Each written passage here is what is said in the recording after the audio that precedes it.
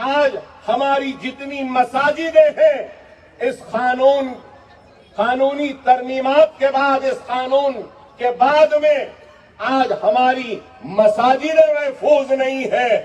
آج اس قانون کے بعد میں ہمارے عاشورخانے محفوظ نہیں ہیں.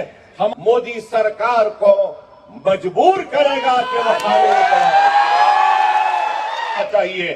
ہمارا احتجاج ایسا ہونا چاہیے کہ ہمارے احتجاج، ہمارے جوش، ہمارے جذبے کو، ہماری ہمت کو دیکھ کر ایک ہندو بھائی بھی ہمارے احتجاج میں جڑ جائے. ہمارا احتجاج ایسا ہونا ہے کہ ہمارے احتجاج میں سکھ بھی آ جائے، عیسائی بھی آ جائے. ہندو اینڈومنٹ ایکٹ میں کئی اختیارات ہیں، لیکن یہاں اس نئے قانون میں آپ بتائیے کہ ہندو اینڈومنٹ بورڈ میں مسلمان نہیں جا سکتا، لیکن وقف بورڈ میں ایک غیر مسلم بھی آ سکتا ہے.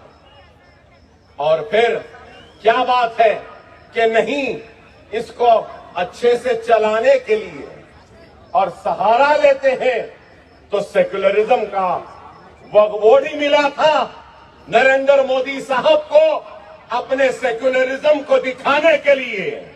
اگر سیکولرزم دکھانا تھا تو وہ حجاب کرنے والی بچی کو پڑھنے دیا ہوتا. سیکولرزم دکھانا تھا تو بیف کے نام پر مارنے پیٹنے والوں کو سزا دینا تھا. سیکولرزم دکھانا تھا تو پھر وہ گجرات میں عصمت ریزی کرنے والوں کو رہائی نہیں دینا تھا. سیکولرزم دکھانا تھا تو احسان جعفری کی بیوہ جو اس دنیا میں نہیں رہی ان کو انصاف دلانا تھا. سیکولرزم دکھانا تھا تو قاتلوں کو برابر کی سزا دینی تھی، لیکن ایسا نہیں. سیکولرزم صرف قانون میں. یہ کون سی بات ہوئی؟ اب ایسا حال ہو گیا ہے، اگر میں موٹی بات میں سمجھانا چاہوں تو ایسا ہو گیا ہے کہ میرے باپ نے، میرے دادا نے، میرے پردادا نے، میرے سگڑ دادا نے میری اولاد کے لیے، آنے والی اولاد کے لیے کچھ زمین جائیداد گھر دے کر گئے. اب وہ میرا اختیار ہے کہ میں جیسے چاہے چلا لوں. میرے باپ کی جاگیر ہے، میرے دادا کی جاگیر ہے، میرے سگڑ دادا کی جاگیر ہے. مگر یہ کیا کہہ رہے ہیں؟ نہیں، اس کو ایسا نہیں چلانا، اس کو ویسا چلانا. ارے بابا، دینے والے کون ہیں؟ دینے والا میرا باپ ہے، میرا دادا ہے، میرا سگڑ دادا ہے.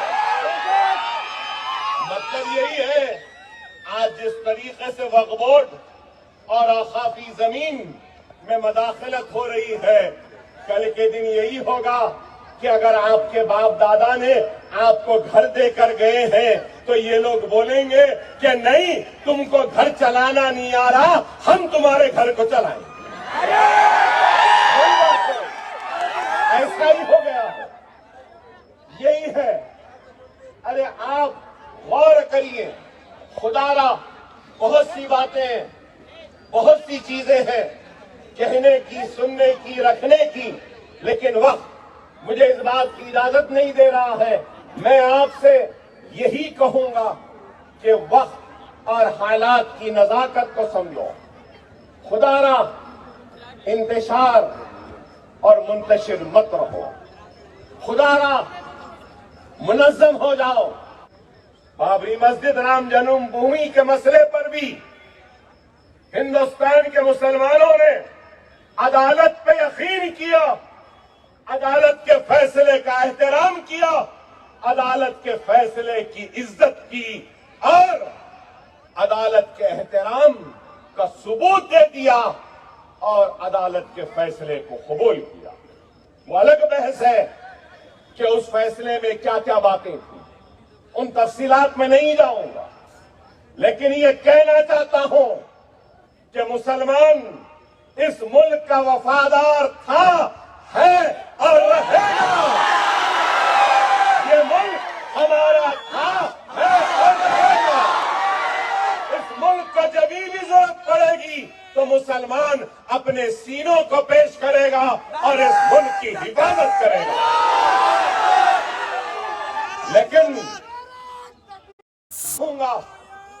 ہم اپنے حق کی لڑائی لڑنے سے پیچھے ہٹنے والوں میں سے نہیں ہیں.